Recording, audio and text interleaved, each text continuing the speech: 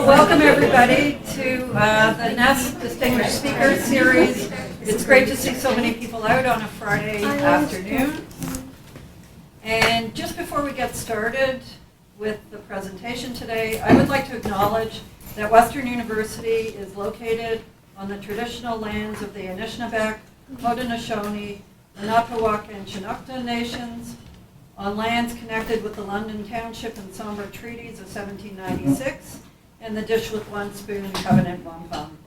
This land continues to be home to diverse Indigenous peoples, First Nations, Métis, and Inuit, whom we recognize as contemporary stewards of the land and vital contributors of our society. Please join me in a moment of reflection to acknowledge the harms and the mistakes of the past, and to consider how we can each, in our own way, try to move forward in a spirit of reconciliation and collaboration.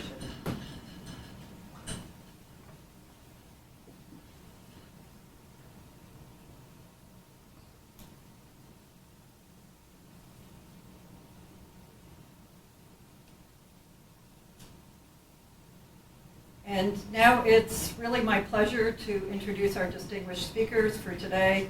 We're pleased to have three distinguished speakers.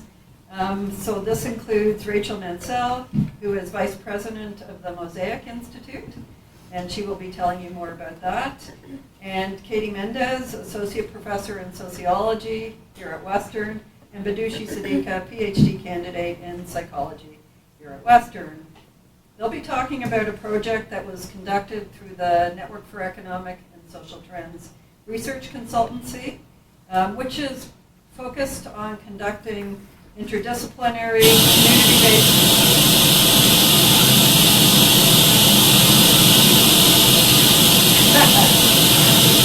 That's the camera?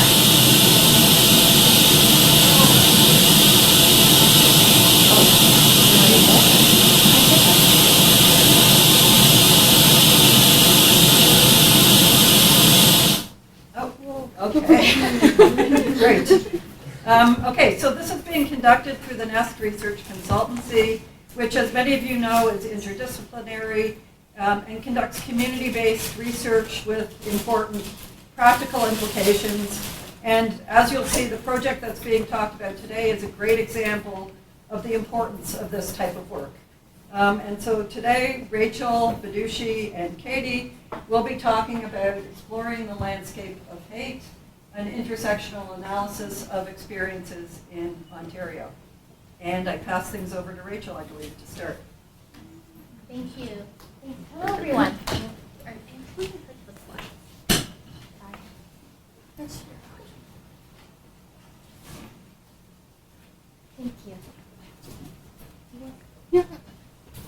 Hi, everyone. Thanks so much for joining today. So, as Vicki kindly introduced, my name is Rachel Mansell, Vice President at the Mosaic Institute, which means among many other hats that I wear, one of them is leading our research and research portfolio. And so we were absolutely delighted to partner with NEST to produce this research.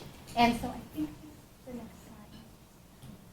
Thank you. So I just wanted to zoom out for a moment and just talk about why Mosaic initiated this project in the first place. It's actually been about 4 years in the making to get to this point, but as you know, instances of hate in Ontario as well as across the world continue to rise.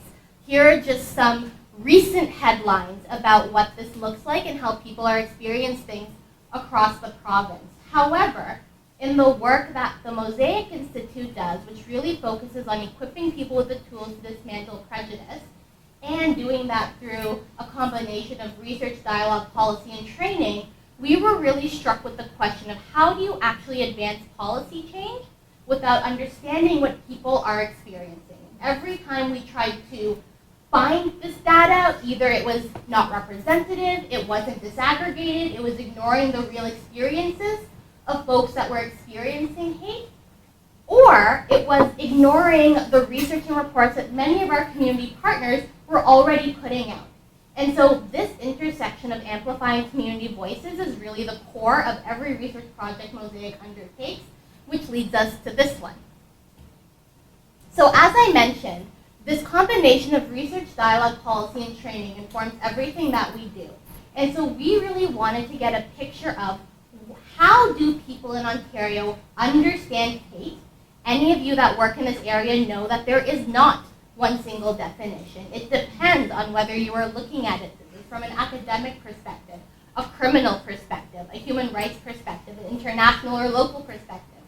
Everyone has a different understanding. So when someone says they experienced it, what did they experience? Very little data exists, and even fewer data exists to look at that from a disaggregated perspective. So these were the questions circulating in our mind, because as we tried to equip people with the tools to navigate it, we just really didn't have enough evidence to design appropriate interventions. So that leads us to why Ontario. Well, firstly, this is where we're headquartered. So we are constantly looking at and working with our community partners to think through what are they experiencing and how do we incorporate their experiences into the programming and research that we conduct. So just some stats here, and I know this is a little bit small plug for the actual key findings deck that you can find available on our website, but Ontario has the most diverse population in Canada. It has 13 million residents speaking over 200 languages. It is home to the largest population of Indigenous folks in the country. 48% of Ontario's population will be racialized by 2036. 1 in 7 Ontarians identify as having a disability. By 2020, millennials are going to make up half of our workforce. Well, it's after 2020, you can tell when this data was collected. The point being is, without understanding intersections of experiences, without being able to pinpoint and dive deeper into experiences of different groups, how can we possibly even hope to make a dent in the hate that people are experiencing? So these are the types of questions, and anyone that works in research with community groups understands the importance of disaggregated data. So I'm not going to dive too deeply into that with this group. However, you also know that it's very hard to find. So whenever we do conduct community survey-based research, we ensure that it is disaggregated in scope and as representative as possible. Thanks so much. So for us, why did we feel Mosaic was actually well positioned to do this research? Hate begins with prejudice. This is a core belief of ours and why we have started to work more in anti-hate related areas. So in order to start at that upstream before something actually gets to hate, which is where Mosaic sits, we needed to understand what's actually happening with people. So we actually conducted a survey in 2020 to 2021. Again, this research is available on our website if you are interested. And to say we used a snowball sampling method is generous. We designed a survey, we put it out into the world. We were hoping to get about 50 to 150 responses. We got over 4,000. And so even though we included demographic data, it was not representative in scope. It was not designed to be able to facilitate appropriate disaggregated analysis from that data set. So even though we did release those findings, which are all available for you to look at, we really wanted to get that disaggregated representative data set on these understandings and design that survey in a way that was academically rigorous in scope, which was not the purpose of the first one. The first one was really just to take a pulse point. So that led us to this project, the methods and results of which you're going to hear Katie and Badushi speak more about today. Okay, that's me. I'm going to stand up if that's okay. Okay, thanks so much for that, Rachel. And I think one thing you mentioned this, and I think it's really important to kind of keep pointing out, is that like other emotions, hate can be really hard to define, and it can vary across different kinds of contexts and sources. But this is how we defined it. So hate is this negative emotion comprised of intense opposition or dislike. We have examples of what a hate incident here includes, and also hate crimes. So it's important to remember that when we're talking about hate incidences, these can be motivated by hate, but they don't actually become a crime until a criminal offense is committed. So that's like a really important kind of distinction here. Examples of hate crimes might include things like advocating for genocide, public incitement of hatred, and various forms of what is kind of defined in the criminal code as like mischief. Other terms that are important that we don't have kind of definitions up here are prejudice, discrimination, bias. These are all important concepts for the research. So it's important to note when we're sharing our findings today that participants in the study may define hate differently than how we have defined it above. And I'm going to show you some examples of actually how our participants understood and wanted to see different conceptualizations of hate. So I want to tell you a little bit more about the study that we did. So the study was conducted between April and May 2023. So we conducted an online bilingual survey. It included both open and closed-ended questions. So the survey was really designed to assess people's, Ontarians' understanding and experiences of hate. We also wanted to know where was the hate located. Again, this can be really important for policymakers of thinking, are there specific places where hate is experienced? And my background is with kind of media technology, so I was really interested in making sure that online spaces, digital spaces, were also included in the survey. And then we wanted to know about the impact that hate had on their lives. What are the material implications of experiencing hate? So I also want to flag, the study was done before the start of the Israel-Hamas war, and we do suspect that there would be some instances of hate, especially amongst Jewish and Muslim groups, that we suspect would be higher if we had done the survey after the war started. Okay, so I want to just continue telling you a little bit more about the study. So a recruitment was done through Leger, so this is a professional survey company. Are the eligibility criteria, people had to be 18 years or older, and they had to currently live in Ontario, and they had to have lived in Ontario for the past 3 years. For the sample, we used census data. So we aimed for a sample that was representative of age and gender. And we made sure that we used this census data to obtain a sample that was representative of the province's population according to age and gender. We also had 5 target groups that were reported to be common targets of hate. So people who are Black, East Asians, Indigenous, Jewish, and Muslim. So we oversampled these populations. The final sample included 3,035 participants, slight dominance of women, heterosexuals were dominant, 84%, white people represented 61%, and Canadian-born, 71%. People without disabilities identified, we had 81% of our respondents identified as not having a disability. But we also had diversity across age, education, employment, income levels, religion, and political orientation. So we really asked them for a lot of details and information about themselves. Okay, so moving on to some of our key findings. One of the first questions we started with was asking them to define hate. And most participants actually made an attempt. Some identified hate as an emotion or a mindset, and others identified hate as an action or a behavior. But when we did an analysis of their definitions, we had kind of 6 major themes.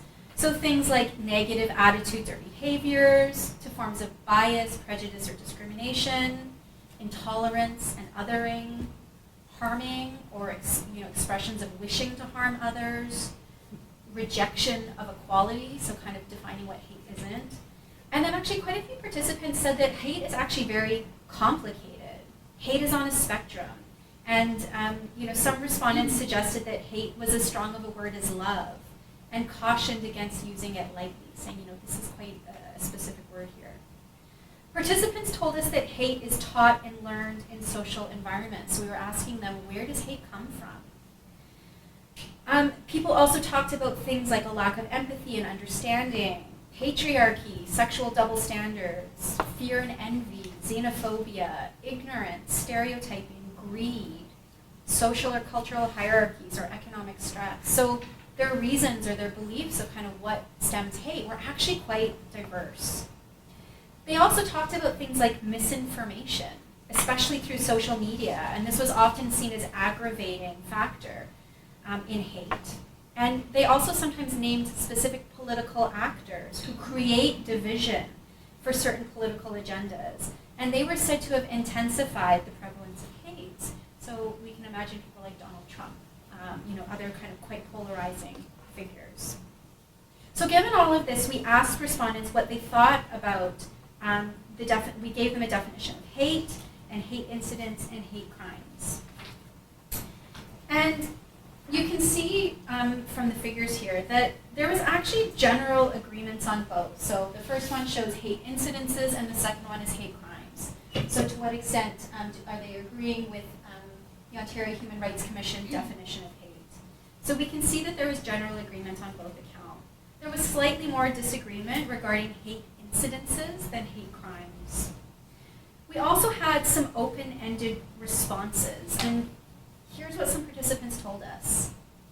So they said things like, hate to me is making racist remarks, violent stereotypes, spreading misinformation, subjecting people to taunts about their religion, sexual orientation, disability, color, where they live, ethnicity, but also disparaging them about how they live their lives.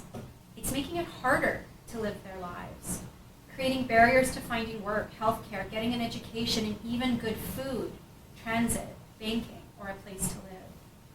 So this first quote is set in the context of defining hate in your own words. And I think it's really interesting this quote doesn't just talk about what they think hate is, but the material impacts that it has on people's lives, making it harder, creating barriers across various spheres of life. Now the second quote is set in the context of suggesting modifications to change the provincial definitions of hate incidences. So we have things like, hate can sometimes exist in non-stigmatized or marginalized populations. Hate is universal, and although primarily seen within said populations, it also exists outside of them as well. So this is quite interesting. So some people asked for kind of like more expansive definitions of hate. And we did see issues in our survey of things like vaccination come up, where both people who were vaccinated and people who were kind of anti-vaxxers expressed sentiments of feeling as though they experienced hate because of their views. So we can see how like political ideologies are increasingly being considered as something that needs to be taken into account when we're defining hate.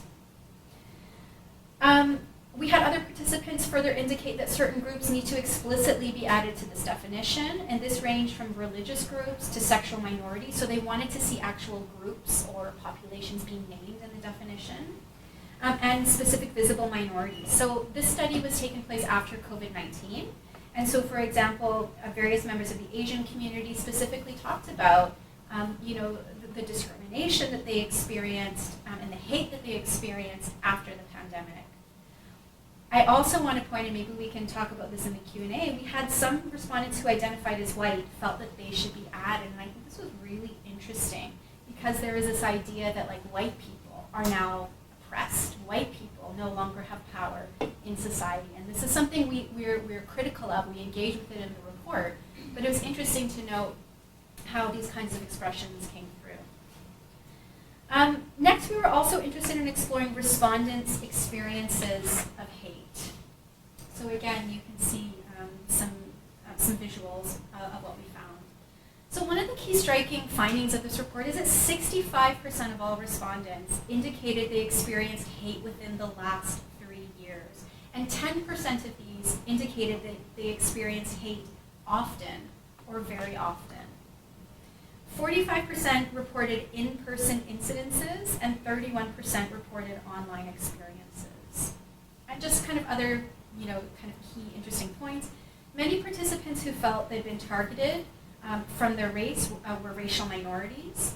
So for instance, we had one participant say, "It's the way people look at me due to my color." Or another participant said, "Once I was shopping and a young lady became upset when she saw me, then explained to her friend she's sick of seeing black people." So these were examples of some of the open-ended responses that we had in our survey. We were really interested in exploring these experiences of hate further. Like, what did these experiences entail? And did participants think that they broke any laws? Did they think that they maybe constituted a hate crime? And so what we can see here, top 5 types of hate, and again, whether hate broke laws. So we can see things like mocking and belittlement, verbal threats or abuse, offensive comments online, profiled, watched, or followed, bullying, harassment, and intimidation. What really strikes me about the second figure is the level of uncertainty about if their experiences broke any laws. So we can see that although a third of people didn't think their experience broke any laws, about 1 in 5 weren't sure.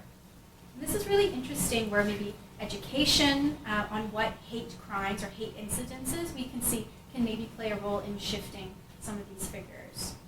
So this suggests more can and needs to be done on educating the public about their rights and if or when their rights have been violated. So some of you may be aware that there are also growing moves towards bystander intervention, sometimes called upstander interventions, ensuring that we all play a role in keeping ourselves and other people safe. And so to this end, we ask questions about if the hate was experienced, if the hate was witnessed by anyone. So did anybody see this experience of hate? And if so, did anybody try to intervene in any way? So we can see here that 28% of cases were witnessed by others. Okay, that's a fairly high number, okay? But in only 5% of the time, someone intervened. So people are witnessing hate, but they're not necessarily doing anything about it. And it's very likely people maybe don't know what to do. Maybe they don't feel safe doing it. So this suggests that people are left to deal with the impact of hate themselves. And again, if we're thinking about recommendations, there may be room to explore the potential of bystander intervention programs, and also recognizing that intervention doesn't necessarily mean going and calling out the person who's perpetrating hate, but maybe it's offering support for the target or for the victim, checking in on them. So there are some possibilities there. Okay, we also wanted to know about the victim's relationship to the perpetrator. So who is committing hate? And so what we found is that hate was mostly perpetrated by strangers, so 44% of the time, rather than people who they knew. But in cases involving a known person, acquaintances or colleagues accounted for the majority, so this was at 12%. So these are people who are often peripherally involved in their lives.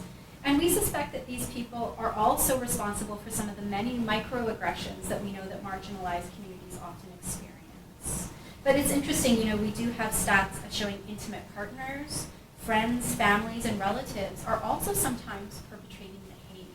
And, we maybe can kind of dig deeper into the data, but my suspicion is it's likely to be in relation to things like gender identity or sexuality. There's also discussion about kind of misogyny, and that's perhaps perpetrated by intimate partners as well. So moving on, we wanted to know, who do people reach out to when they experience hate? And does it help? So do you talk to anyone about your experience, and does talking to them about it help? So here we can see that families and friends are the most common groups that people report to, and they're also the most helpful. So when people reach out to these groups, they also feel the most supported. Few people are reporting to tech or online companies or platforms, and this very much rings true with other qualitative research that I do when I talk to people about their experiences of online. Rarely are people reaching out to social media platforms, mostly because they say it doesn't help, it's useless, it's pointless. I did it once, I'm not going to bother doing it again. So if we're going to come up with recommendations, we also need to be cautious about just saying things like, well, people just need to report more of these incidences to the police, especially because many of these marginalized groups do have very fraught relationships with the police. They're overly criminalized, kind of surveyed, monitored as well. And again, with social media, they're often spectacularly unhelpful. So simply saying, people just need to know, people probably don't know about reporting tools, that's not necessarily going to be the solution in this case. So one of the things we asked is if telling different groups was helpful. And again, here we can see that even though victims were more likely to report to family, friends were actually slightly more helpful. People felt telling friends was slightly more helpful. And beyond family and friends, a significant proportion of participants, so between 15 and 25%, felt that others, like authority figures, acquaintances or colleagues or community groups, they took no action to address experiences of hate. So again, this suggests that overall experiences of hate are not reported, and even when they are reported on, the responses or outcomes are actually rarely helpful. Now I do want to give a little caveat here when we're kind of looking at these stats about did they make things worse, did they do nothing? We need to be careful about some of the stats here, and we aren't sure if participants interpreted these questions how we intended. So for example, we had less than 5% of participants reported their experience to the police, but almost 25% indicated that the police did nothing. So clearly these kind of stats don't match up here. So it seems like maybe they responded based on their beliefs on who might be helpful. Like, what would you do if you experienced it? We're not entirely sure, rather than who was actually helpful. So further research could really kind of get to the bottom of this. Okay, so thinking about what are the impacts of hate, we can again see the top 5 impacts, things like feeling angry or resentful, feeling alienated, isolated, unwelcome, anxious, feeling targeted, and having low self-esteem. Hate silences vulnerable populations and undermines their mental and physical and economic well-being. And when we asked about different coping strategies, we found self-care seemed to be really important. So almost a quarter of participants engaged in self-care. Others focused on things like personal strength and resilience. And others started to avoid certain people or situations. So I could really come in this with like a very critical critique and say we can't just be relying on these individual coping mechanisms. We need to be developing more structural mechanisms to helping people. Because just saying you just need to develop better mental health and resilience is not a really great long-term or viable option. So I'm just going to finish on this point that 18 to 24-year-olds were the only age group for which engaging in self-blame was found to be one of the top 5 responses to experiences of hate.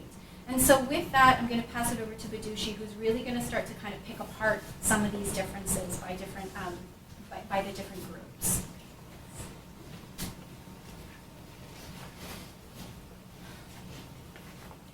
Hi everyone. So, as Katie mentioned, like at first we analyzed respondents' experiences of hate across like age groups. So, as you can see on the graph, that sorry, Is it? the mouse doesn't work. Oh.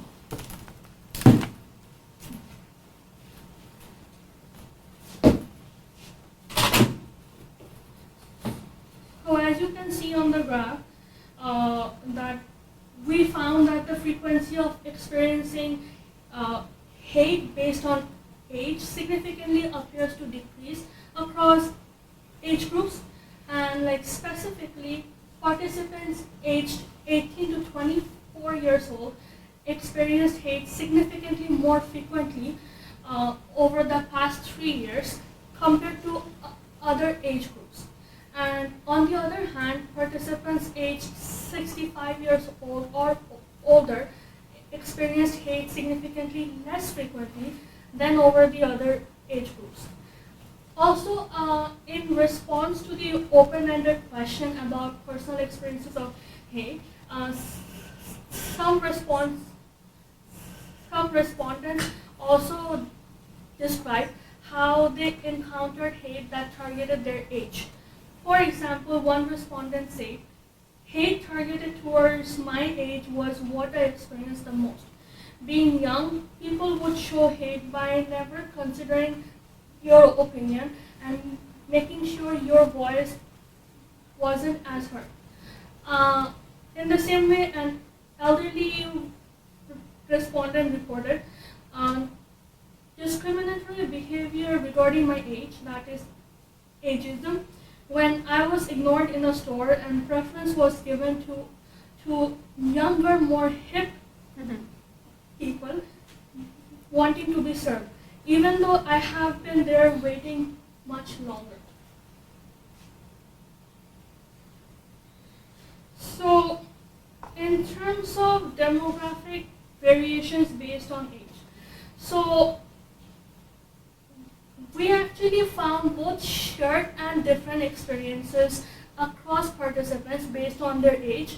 And here are some demographic differences that we found.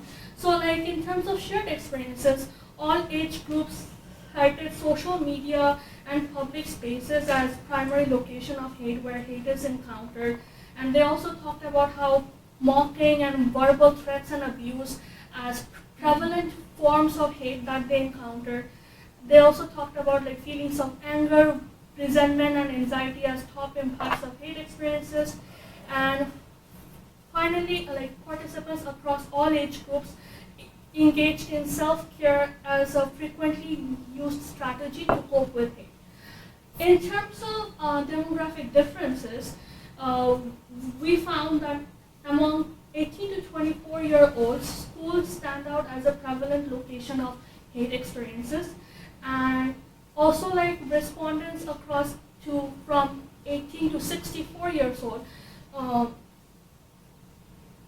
consistently cited the workplace as a primary location for encountering hate. And in addition, race, ethnicity, and culture were highlighted as the predominant reasons for experiencing hate across this age range. And interestingly, respondents aged like 65 and above identified that their beliefs about social and political issues as a primary reason for their hate experiences. So there is this pattern that is like showing up in the like the reasons and the like top places of hate experiences as people age. And we also broke down the stats further based on gender. So as you can see on the graph, we found that two-spirit, trans, and gender non-conforming respondents experienced hate significantly more frequently than both men and women. And I found that really interesting because the sample size of two-spirit, trans, and gender non-conforming people are small comparing to the other two groups, but still there is this significant difference where the this particular group experienced like more hate than men and women. And when sharing personal stories of hate experiences, some respondents mentioned encountering hate that targeted their gender. For example, one participant said, "People have aggressively misgendered me and told me that I'm only pretending to be trans because of mental illnesses." And another respondent mentioned like common in fiction, like streaming, to encounter characters expressing hate toward women or people of color. In-person experiences include males making anti-woman statements disguised as jokes. So,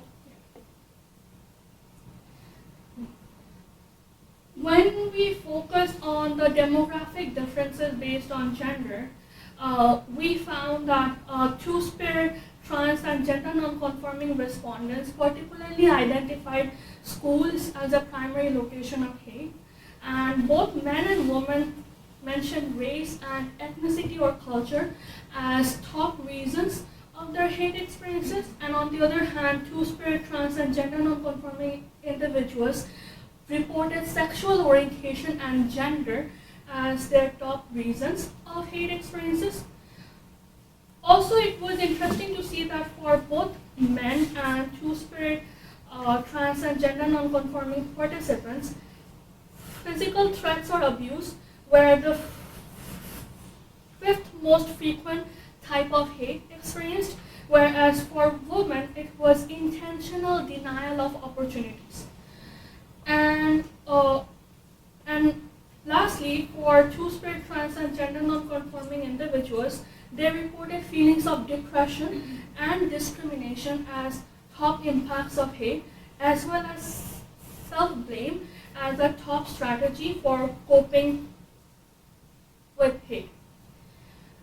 And there were also some shared experiences of hate that was across all like participants of all genders, but I realized that I will be just repeating myself again, so maybe like you can read this further in the report.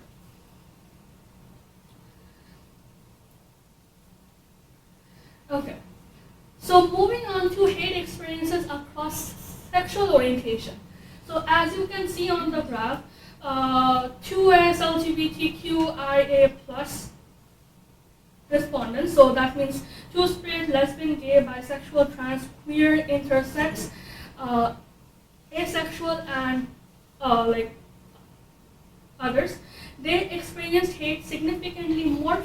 than those identified as heterosexual or straight. Which again I found really interesting, even though even despite the unequal sample size where straight people were a lot more in number, there is a significant difference where 2S LGBTQ IA plus people reported more hate. So in response to the open-ended question about personal experiences of hate, one participant mentioned, as an LGBTQ person, I experienced hate more frequently with name-calling and bullying by those who dislike my community. And similarly, another participant said, being shamed for my sexual orientation and for having a child in a same-sex relationship.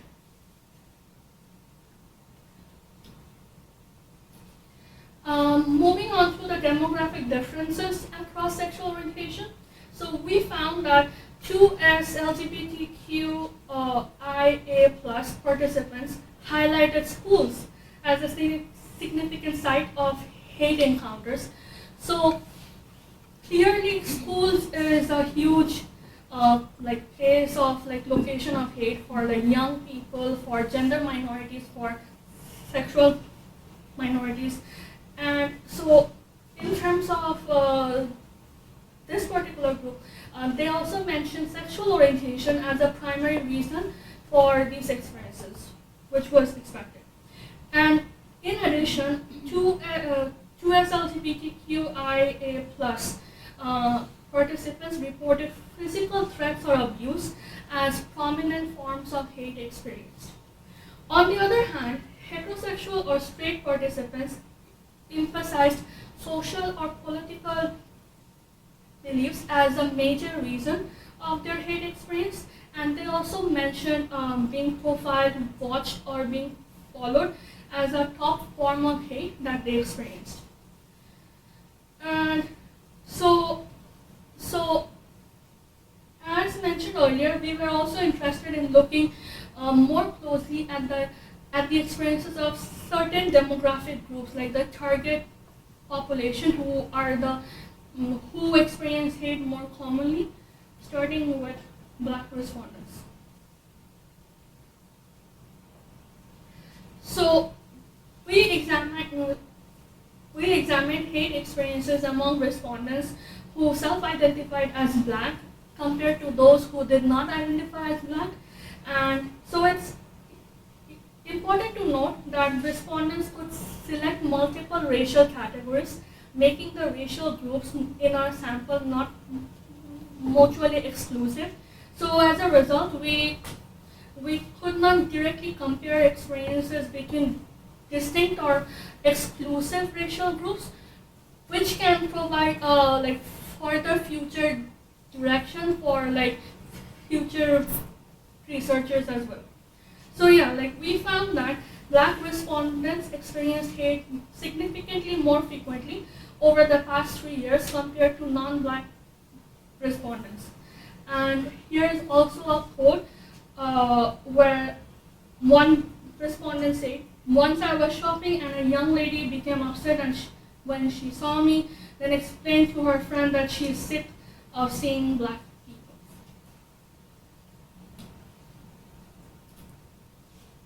So on further analyzing the differences in the experiences between Black and non-Black respondents, we found that compared to non-Black respondents, Black participants reported higher odds of experiencing in-person hate, specifically verbal threats or abuse, offensive comments on online platforms or social media, and being profiled, watched, or being followed. They also had higher odds of experiencing hate at job or work, or in different public spaces like parks and sidewalks, and also in schools and classes, then when applying for jobs, and in stores, banks, or restaurants. And Black participants reported higher odds of experiencing hate because of their race, ethnicity, or culture, appearance, and gender. in terms of the impacts and coping strategies, so compared to non-Black participants, Black respondents significantly had higher odds of feeling angry, resentful, alienated, isolated, or unwelcome. They also had higher odds of suffering from low esteem and low self-confidence, experiencing discrimination, feeling targeted, and feeling a sense of injustice as a result of their hate experiences. And compared to non-Black participants, Black participants had higher odds of engaging in self-care, focusing on personal strengths and resilience, avoiding certain people, situations, or spaces that trigger trauma, focusing on positive changes to cope with their hate experiences. In terms of East Asian respondents, there was no significant difference in the frequency of hate experienced by East Asian versus non-East Asian participants. And so as you can see on the graph, East Asians do report slightly higher hate experiences compared to non-East Asian, but the difference was not significant enough.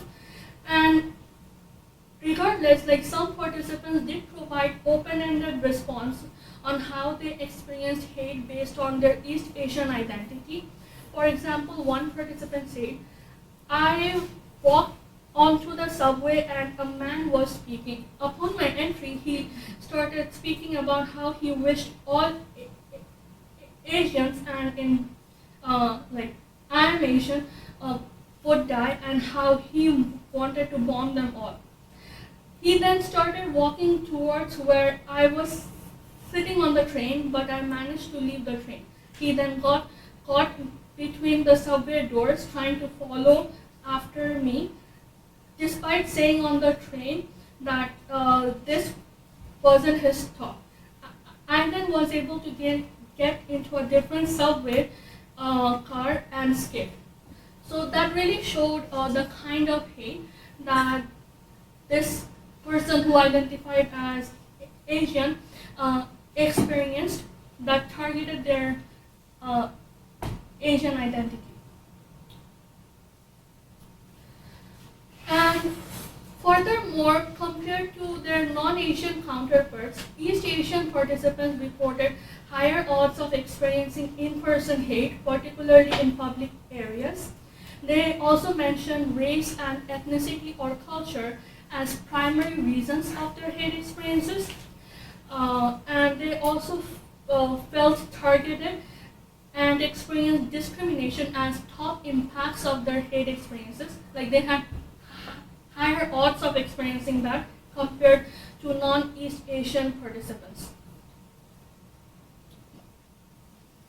Moving on to indigenous respondents. So, on average, indigenous respondents experienced hate significantly more frequently over the past 3 years than their non-indigenous counterparts.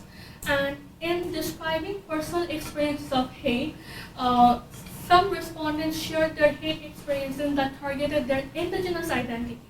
For example, one participant said, "Well, every article about missing and murdered indigenous woman or girl or any indigenous action is accompanied by hateful remarks towards indigenous people online. I work in inclusion and diversity in the public sector and have received threats and slurs from members of the public via email. In person, I have experienced hostility, inequitable opportunities, assumptions by healthcare professionals, etc." So that really shows how hate toward indigenous people, as this participant specifically mentioned, is prevalent across online spaces and in-person spaces, and in sectors like healthcare as well. So compared to non-indigenous respondents, indigenous participants reported higher odds of experiencing various forms of hate, including mocking and belittlement, verbal threats or abuse, offensive comments on social media or online platforms, bullying, harassment, and intimidation, as well as profiling or being watched or followed. And they also experience hate both in online and in-person spaces across settings like social media, school and community gatherings, work, interactions with neighbors, and in public spaces. And indigenous people had higher odds of attributing their hate experiences to their indigenous identity, physical appearance, vaccination status, and social or political beliefs.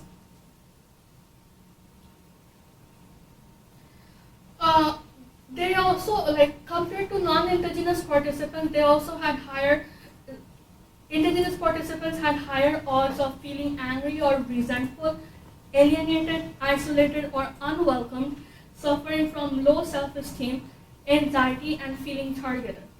And they had higher odds of coping with hate by engaging in self-care, focusing on personal strengths and resilience, avoiding triggers, suppressing emotions, and withdrawing from frequently visited spaces or places.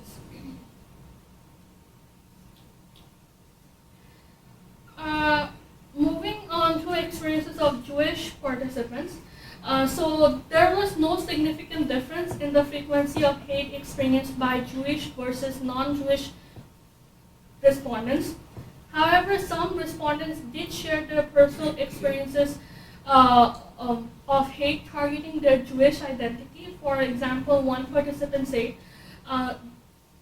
Jews are often the most targeted group based on religion.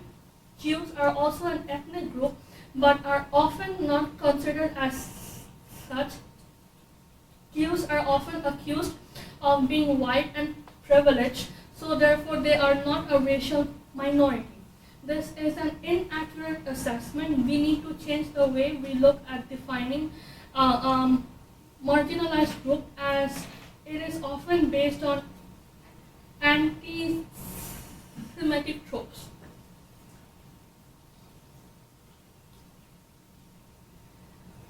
In terms of further comparisons between Jewish and non-Jewish respondents, we found that compared to their non-Jewish counterparts, Jewish participants had higher odds of experiencing hate-motivated rallies and demonstrations, religious vandalism or desecration, and encounters in online, encountering hate in online comment section. And they also attributed these experiences to their religion or creed, and Jewish participants had higher odds of coping with hate by engaging in activism.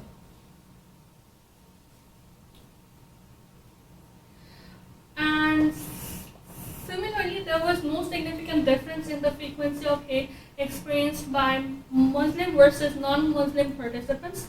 However, some respondents shared their experiences of hate based on their Muslim identity. For example, one participant reported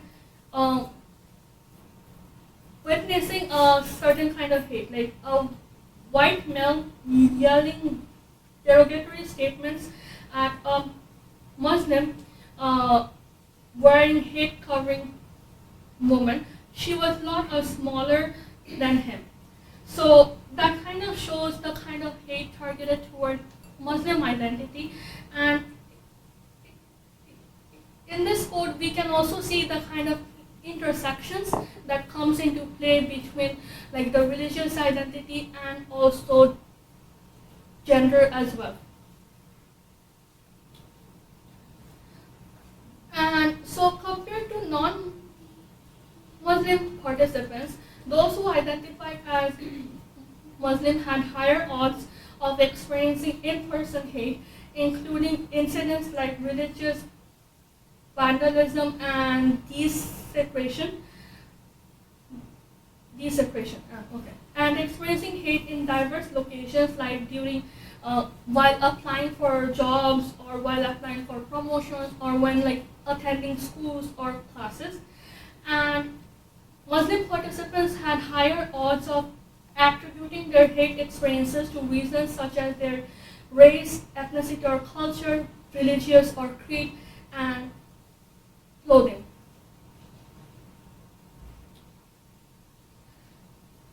So, since we investigated the perceptions and experiences of hate in the past 3 years, a time when COVID-19 was really impactful,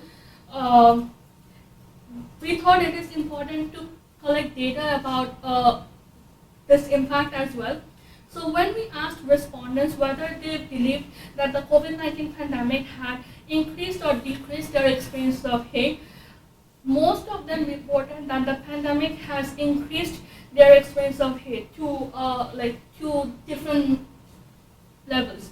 So as you can see on the graph, there are more responses from participants from like slightly increased to increased greatly. And qualitative data indicated that respondents faced challenges during the pandemic in 4 broad areas, like in society, within the community, and in economic context, in interpersonal context, and also like as an individual as well. However, like for the sake of time, I only presented a code, like one code over here that talks about the social impact, and and that also focuses on the issue of vaccination that came a lot during the survey. And as one participant noted, the whole debate about vaccination has caused huge divides in society.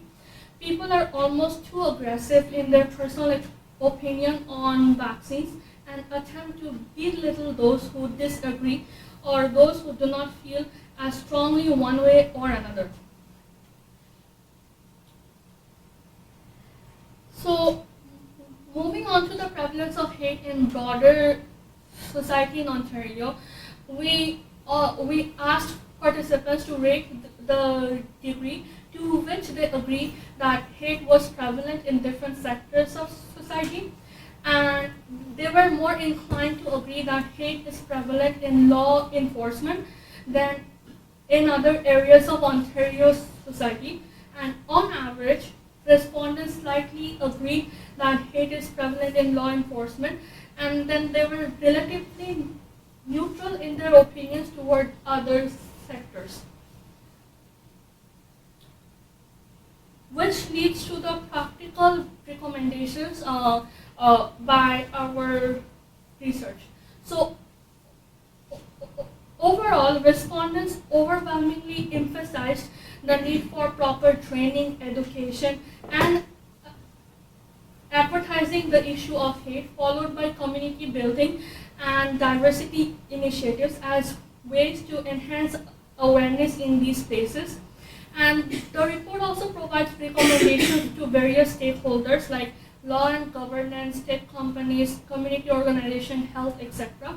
But for the sake of time, we focus on 3 key recommendations in this talk. And so, social institutions like schools, workplaces, and the healthcare system can develop collaborative activities and educational workshops on topics like differentiating key terms like hate, or like how is it different from like prejudice or discrimination, etc.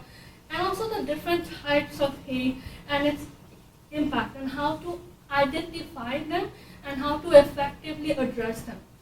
And initiatives to educate about and address hate and its impact are important in school settings, particularly for like young for like 18 to 24-year-olds, or for like gender or sexual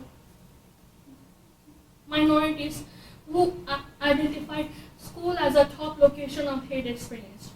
So, as respondents were inclined to agree that hate is prevalent in law enforcement more than in any other areas of Ontario society, it is also important that law enforcement are provided with specialized training to handle hate incidents more effectively, and also to identify personal biases that may influence their interaction. And furthermore, the federal government could also strengthen efforts to hold tech companies accountable for allowing online hate, while also collaborating with other levels of government to ensure consistent reinforcement of anti-hate strategies. And although not mentioned on the slide, since respondents were less inclined to agree about the prevalence of hate in nonprofits and the volunteer sector, these areas could also be further strengthened with funding and support so that they can continue with anti-hate initiatives. And here is the most fun part for all researchers, I think. So as researchers, we could also do a lot of things. The project has produced a large publicly accessible open data set with a lot more data than what we could analyze within the scope of the report. So researchers can leverage this data set to perform intersectionality-oriented or advanced statistics focusing on factors related to hate experiences not covered in the report. For example, we couldn't focus on a lot of other demographics like education, income, political orientation, etc. So how do these identities, uniquely or together, impact Ontarians' experiences of hate? And researchers can also develop research programs in alignment with the recommendations offered to different stakeholders. For example, like what have the law enforcement done so far in terms of addressing hate in Ontario, and where are the gaps?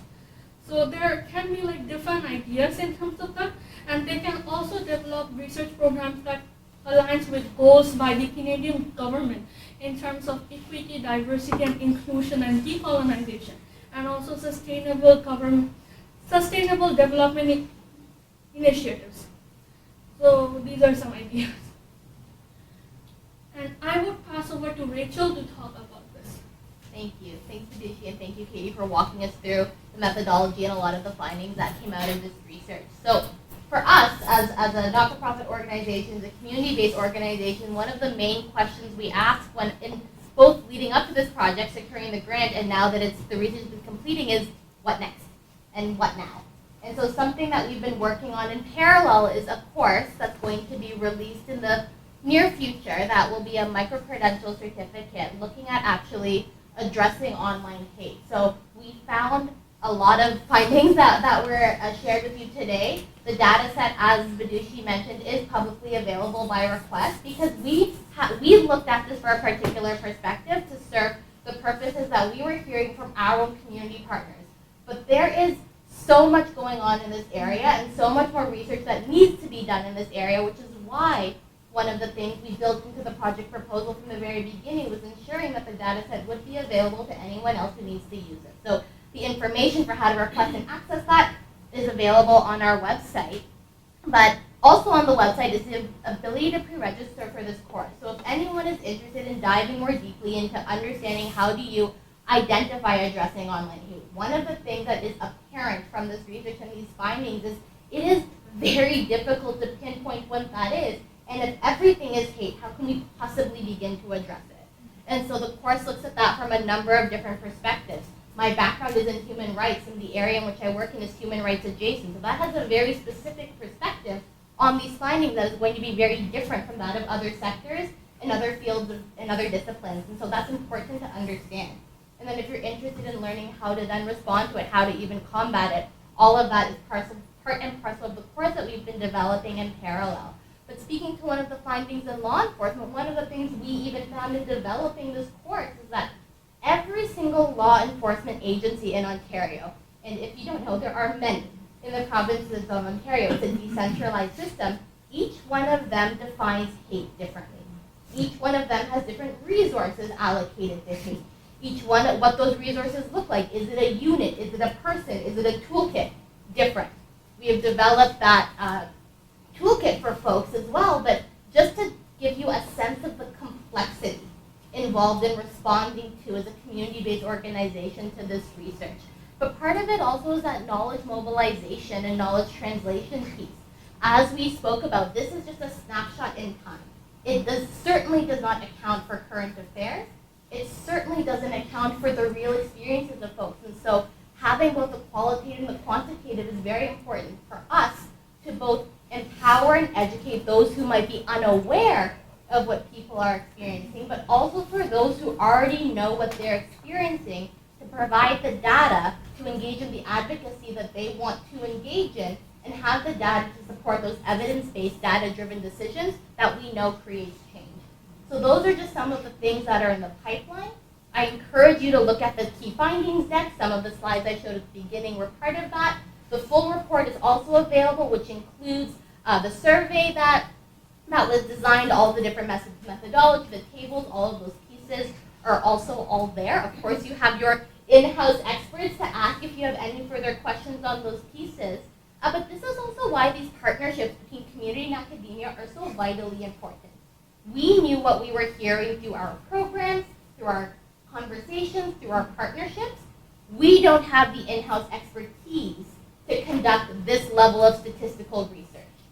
That's where the partnerships come into play. And then to also continue partnerships through talks like this to engage in that knowledge mobilization and hopefully get all of you also involved towards making a difference in some of those areas of recommendation. Wow. Just thank you to the whole research team. A lot of, some of the team members are not here today. So a huge thank you to all of them. And thank you. I have this QR code over here if you want to read the full report, and also the email address to request the data set. Thank you.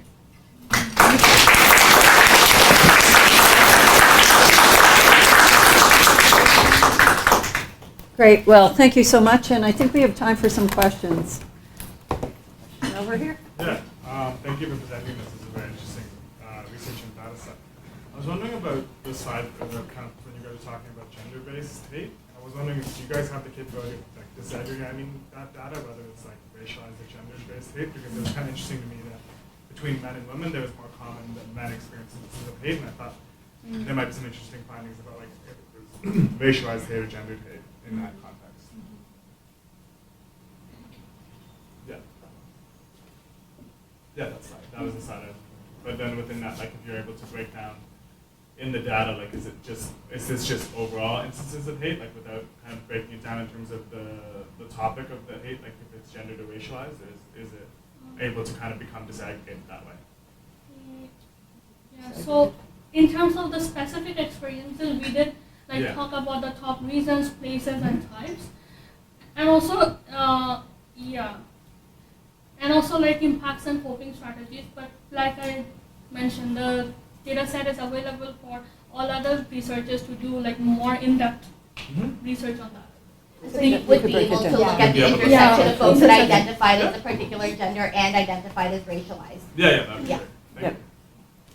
I have one question. So do you also have data according to a subdivision of the participants in terms of their ethnicity? So you say East Asian, so you have different categories of East Asian, and also the age group.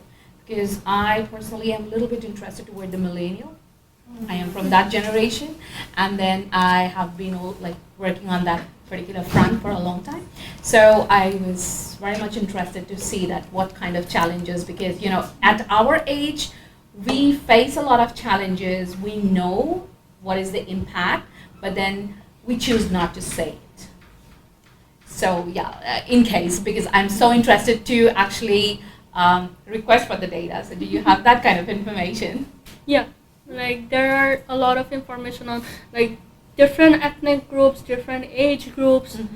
So political beliefs. The political belief. Yeah. Okay. Education, status in Canada. There are a number of different demographic categories that, due to the scope of the report, weren't covered in the key findings deck or in the pieces that were presented today. However, one thing that because I think when we were pulling this together, the report was also coming together. So this report was funded by the province of Ontario. And so one of the things that we worked on in designing the survey was ensuring that we followed the province's standards for data collection when it comes to racial identities and other identity-based data. So they do have particular ways in which that demographic data is grouped. For the most part, we followed those recommended categories. So again, all of that is outlined in the data set, in the survey, in the full report, in the methodology section, etc. But that will also give you some more guidance into to what level of disaggregation is available within the data set and why we chose to group it that way. I'll request the data. You can also just ask me. I'm in BOAC, so. Yeah. Thank you, Vidushi, Katie, Rachel, for the talk.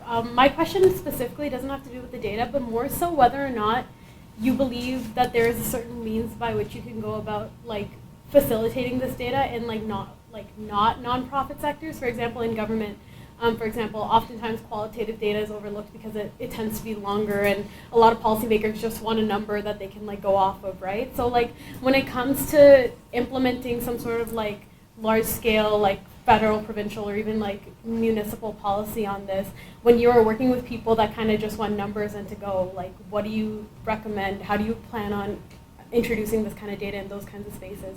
Because I feel like in nonprofit, there seems to be a lot more open-ended area for dialogue, but not so much in policy-making spaces.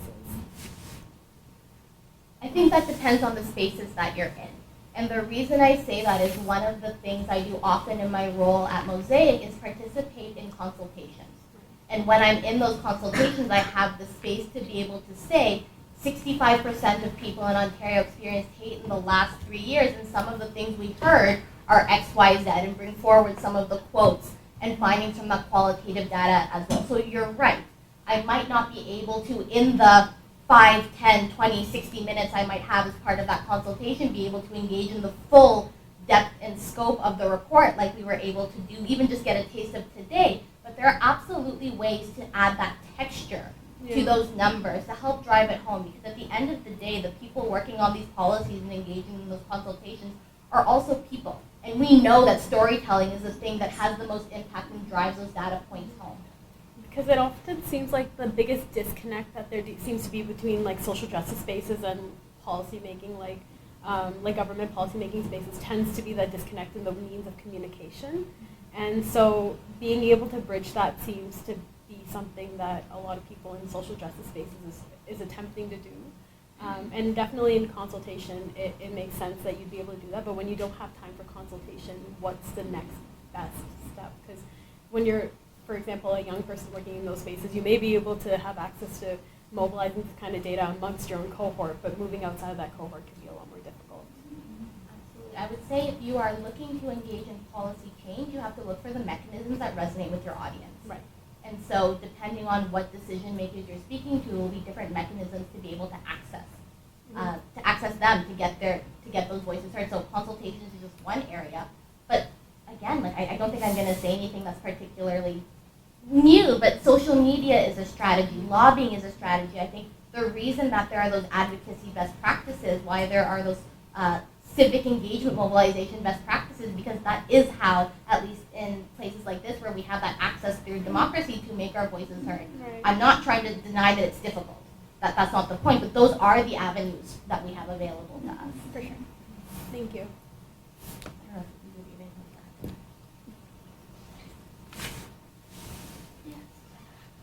Yeah, Hongshu? Thank you. I think it's always very interesting when you introduce a very interesting data set. And I have a question about data collection. It's interesting that you use, you also, we can call it organization or company called data to collect data. So I'm thinking that, because I never tried that, I'm curious, what are the pros and cons of asking others to collect data? So what's the pros and cons of using a survey company like Leger to collect data for us? And go for I it. can speak to that because I was the one that had that request and requirement as part of the research design. And so the reason was to do our best to ensure that we were able to make and meet sample sizes that were enough to ensure the sample size to have statistical power. And so And for Mosaic as an organization, we would not be able to ensure that on our own. We saw that when we tried, accidentally when we got all of those responses in our 2020 study, we weren't able to have statistical power to dive into the data as deeply as we were able to do through this partnership. So by partnering with a survey and data collection agency, we were able to say, these are the parameters we're looking for. These are the sample sizes we need. Are you able to procure those for us? And if you have more questions about how those conversations went, I would direct you to the research team because they were the ones that had those conversations. It's so interesting, and I mean, Emily, maybe you want to jump in. So Emily was also like, you played a really big role here, but also to say these survey companies are not perfect, and we actually had some respondents that we had to get rid of. Like, so people get paid by the survey company. I don't know if everybody knows that, to fill it out, but we nevertheless had people who trolled us. We had people who just straight lined, who just clicked kind of like every third one. So, and you can also see like the response time. So you can see, are people actually taking the survey and taking it seriously or not? And this is an issue I found because I've used Leger for another research where same thing. So they're not perfect data collection measure, just to kind of like let everybody know, but it can be really great when you want to make sure that you're hitting certain demographics. And then, yeah, I don't know, Emily or Badushi, or even Vicky, I know you're kind of part of this as well. If anybody wants to jump in. What's the alternative? How else would you collect survey if you didn't use, I was confused about how else would you collect the data without a survey company? Well, you could post like the link to the survey on social media or something like that, right? Or post it online or like that type of Snowball sampling. Yeah. The survey was built in Qualtrics, Right. so it was an online survey. But then by giving it to Ledger, we were able to target with specific demographics because they have panels for specific demographics, right? Right, So that's how you do survey research. I'm Yeah. confused. Yeah, Okay, yeah. okay. And that's why when we were putting together the grant, because this is funded, as I mentioned, we're a charity, not-for-profit. Everything we do is funded in some way, shape, or form. That was actually the impetus, because the first time we did the research, it was snowball sampling, and while it was great to say, oh, look, here's what, 2,000 to 4,000 people kind of said we think. We all know each other. Exactly, right? Yeah. Like that, to your point. So this is why when we applied for the next round of funding, we said, no, now we want to do this in a statistically rigorous way to ensure that the data we're providing is actually useful in these spaces. So those are the differences. They had different purposes, to your point. So I think for this way and for this purpose, working with a survey company was the way to go to ensure that disaggregated data representation. Also, like from the perspective as an like student in academia, I feel like in research there's a lot of like reliance on like university sample, or even if like posting on social media or something, then we exclude people who are not on social media or who are not very efficient with like technology and stuff. So I think like the pro of using a survey company like this is to be more like representative in terms of the sample, like from that perspective. I wanted to ask one question about the survey company just came in. So, like I've been using GLG for quite a long time. So they also have this. They have the panel. So I'm on their panel for last 10 years. And so I don't know about like the usage of GLG in Canada, but then it's a very big thing in US. So with these companies, like, sometimes like there are companies like for that matter, Ipsos. So that is also one of the company I've used in the past. So like, are we also making sure that they have certain parameters to check the the legitimacy of individual doing the survey? Because with Ipsos, when I use them, it's a very big statement though. So I didn't find them that credible enough. But with GLG, because they do run the background check for everybody who is on their panel, and so just wanted like you guys, like when you reach out to the companies, you guys also do that. I'm so sorry. Everybody's looking at me for some reason. Oh, yeah. Actually, I can just make a comment here. Western is actually now screening companies, Okay. and they're going to have three or four preferred companies. Okay. And it will also mean those of us who do surveys will have easier time with ethics because they'll be pre-approved. So yeah, exactly. Very excited about this. So it's in process, but it will be, they're doing their technology risk assessment, but we've already selected companies. And yes, they have to fit certain criteria in terms of the quality of the sample. Yeah, I So- will say too, like when we, as Katie mentioned, we did have, troll responses, there was duplicate responses where it was very obvious that it was the same person responding over and over again. It was obvious because their qualitative responses were identical. So, but those, everybody has a participant number, a unique participant number, and we did pass that back to Leger, so they are able to identify the people who are not, giving good data to people. The troll response brings up another thing, right? It's a certain type of people, and I know this you can't answer with this survey, but who are the people who are doing all the hate? And more importantly, is it everyone, or is it like 10% of the population? And I know that, well, from some of my colleagues here study personality and narcissistic, selfish traits, and we don't know if the people who participate in hate represent 10% of the population. Sometimes we hear that, it's a certain kind of group online that like they're kind of narcissistic or they can hide in anonymity. So that's kind of interesting, even from a policy point of view, right? Because if we should be targeting like a certain type of population, it's how do you make those people more visible? Or is it more like social factors? Like I found the idea of the COVID very interesting, right? Because you're saying there was more, potentially more hatred during COVID, so that's kind of a social factor that might bring up the stress of everybody and make some that maybe would not participate in hate usually, like it just brings up the stress levels a bit. And obviously we're going to see the same with like the Middle East issue right now. So it seems like there's, you got to keep track of the social factors like that occur like on a time basis. Those are great points. And I mean, we think about, like some of us think about personality characteristics, and it's not everybody, right? Is it like a small percentage of personality that cause a lot of trouble?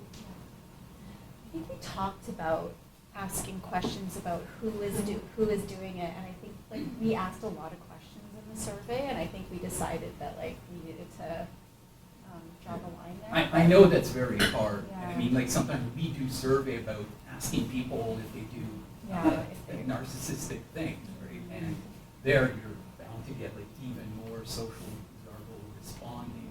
So I know that's hard, but it's just like an important thing to consider when it's like, do we need like a policy intervention that is geared to across everyone, or is it like targeting like a specific type of individual? So one of the findings that is influencing the way in which Mosaic is approaching our programming is that finding that a lot of the folks who experience something they defined as hate, and we spoke about how we took a broad approach to that, was by someone they didn't know. And so what that speaks to us in terms of our programming is, what is it about the way in which we feel comfortable interacting with each other, particularly people we don't know, to be emboldened to make them feel something that they would identify as hate. And so that finding is influencing our programming, because we do a lot of education and training in this area, particularly with young people. And so trying to get a little bit underneath that is one of the ways in which we're trying to pick up on, I think, some of those questions. And I know that Keith Newman at Environics is very interested in this idea of social norms. And so what is it about the social norms that we're experiencing right now that make this seem normal? That makes it seem normal that if there's something you don't like about someone, that this is the way you interact with that person as a result. So I don't have any answers to your questions, but it is making those wheels turn. I mean, like even Vicky does research like on individual differences in authoritarianism, and like, even your thoughts about what's it called,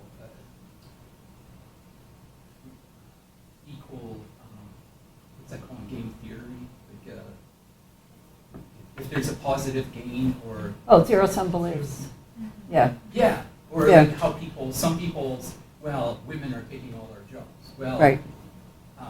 maybe not. Maybe there's not a fixed number of jobs. Maybe it's Right. like a zero. It's not a zero sum. So there's a lot of things about people that come into play. Yeah. One of the workshops that we do is communicating through identity and difference, and I think we use different words in the sector and in the trainings that we do, but I think what we talk about is exactly this idea that maybe it's not one thing or the other. Maybe it's a there's combination. other things we can consider in this particular space. Maybe I'll just say one other thing. So I do research on online harms, and one of the things that's really interesting about, especially like the online forums, is that this kind of divide between like victim and perpetrator is really blurry in online spaces. I mean, we know lots of people who experience harm are also then going and perpetrating it as well. So they're having hurtful things said to them, and then they're also going and saying it. And so this is something I think is really interesting, and like what role does the digital and the anonymity that can kind of take place, you know, the questions of did you know them? And kind of, you know, a lot of people saying they don't know them, and thinking of how, yeah, norms are changing, and what are the norms, and specific spaces have specific norms. So like a 4chan chat may be different than norms on Tumblr, which is known to be like quite supportive and loving, versus X right now, which seems to be actually just like incredibly toxic as well. When you work in social justice spaces, especially like the ones that I work in, where it's largely like minority populations, like ethnically and like racially minority populations, I think it's really interesting because when you conduct research like this, where you're talking about being the victim of hate, people seem to be really ready to come out and like talk about the fact that they've been a victim of hate, but they're not as ready to, and it's probably like a sort of cognitive dissonance there where they're like, I mean, I'm a victim of hate. There's no way that I could be perpetuating hate, especially in online spaces. And like you see it with things like with the Palestinian genocide, you're seeing a lot of people being like, oh, like as a Jewish or Muslim minority, I am the victim of hate right now, not recognizing the fact that there's a clearer like us and them mentality being established wherein people are making like at least like a subliminal enemy of the other party. And so conducting research on whether or not you are the actual like perpetrator, it's so hard to do, but I think it's so critical as well. It's just like finding the right like way of mobilizing that is something that's still not possible, I Another think. thing that's really, so like in my work I also do a lot of knowledge mobilization and education, and I work with young people, and one of the things we're really trying to do is also kind of move away from these like, so maybe you did perpetrate hate. How do you move forward? Like, how is it that you don't just get stigmatized and labeled as like, okay, well, you're a hater. Like, how can we make sure that we talk to people about, okay, maybe you did something that was hurtful, but how can you act in more ethical ways? How can you respect people's rights going forward? So it's those kinds of conversations. And then on the other end of the paradigm, if you're a victim of hate, also like don't let yourself like ruminate within that hate and move forward. And because that's the biggest part. If you actually want to create change, you can't be stuck in a position where you're constantly angry at the world, because you can't really create change like that. Any other comments, questions? Well, not to self-plug, but I'm a professor Amanda Friesen in political science in my lab, which is well represented here. We actually just completed a study with Rachel's partner, Jordan Mansell, on looking at emotion regulation and prejudice. And so we actually designed an intervention to ask people to think about a time when they experienced a negative situation with an out-group and to rethink what, to do a positive reappraisal, what might they have done differently. And we measured physiology and attitudes at time one, did the intervention, and brought them back into the lab to measure physiology.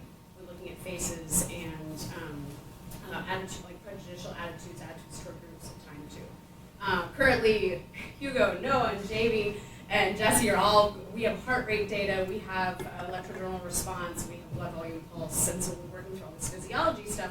But it was from conversations with Rachel about all of the things, she could tell you, I'm sure, about all of the things she was talking about that people were experiencing. And it's like these, just having someone take an implicit association test to show that, oh, you're racist, what does that do, right? Yeah. And so we're actually trying to get at this by looking at intervention. If we can teach people to regulate their emotions better in these situations, can this help us lead, to reducing prejudice, right?